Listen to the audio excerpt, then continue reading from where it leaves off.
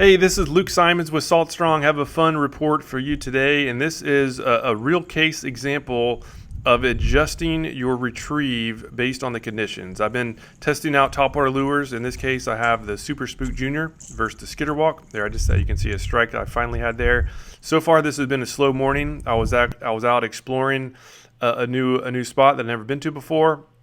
And really wasn't catching much. I was doing some casts out in the deep stuff.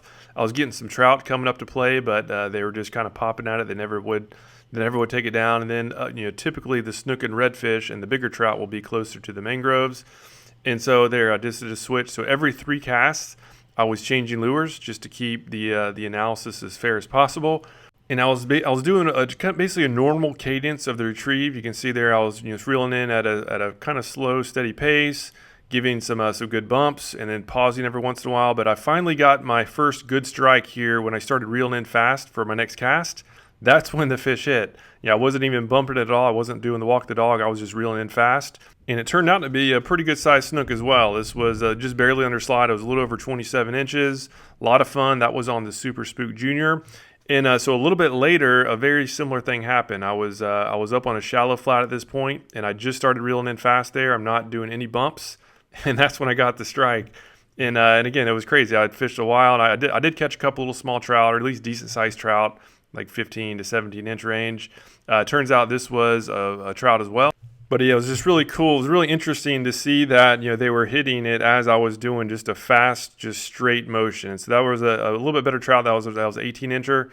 And so what I started doing after that, that's when I started putting two together.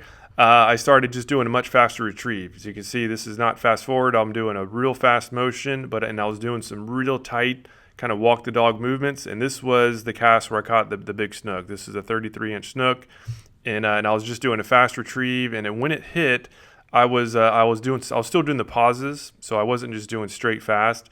So I'm here in a second there. I do a pause, just let it sit, and then shortly after that, game on. There we are. That's a nice fish. Oh, whoa. Whoa, get away from those trees. Oh, it's under the trees. Uh-oh. I think it's a nice snook.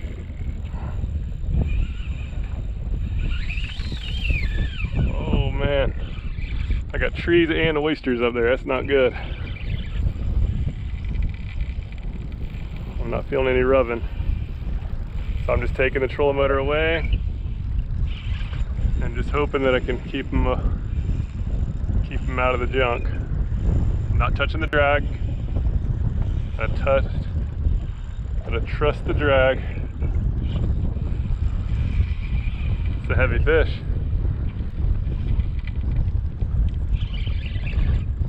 I knew there'd be a nice fish up here eventually. There we are, nice.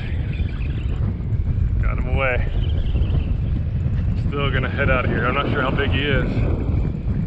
Yeah, it turns out it was just a hair over 33 inches, solid snook that hit the Skitterwalk as well. And I attribute that to the fact that that I was just doing the fast retrieve, that I adjusted the retrieve based on what I was seeing.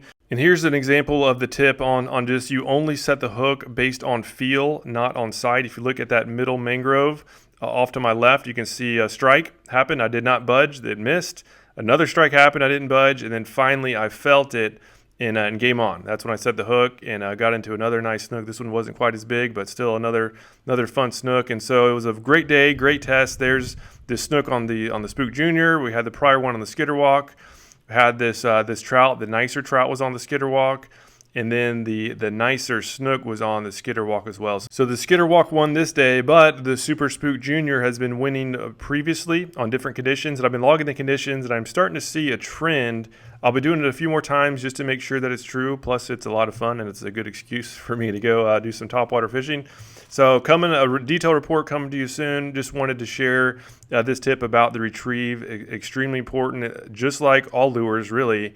Very important is to be mindful of how the fish are reacting to whatever retrieve you're doing, and adjust your retrieve, every cast basically, until you start dialing into what they're reacting to best, and then use that going forward. That's just a great way to just maximize the results out there. Another cool finding I've had in these experiments is the fact that these single inline hooks work great on topwater plugs. I've replaced all of my trebles with these single hooks. This is the skidder walk I was using, and this obviously is much better for the fish that are to be released, safer for me and unhooking the fish.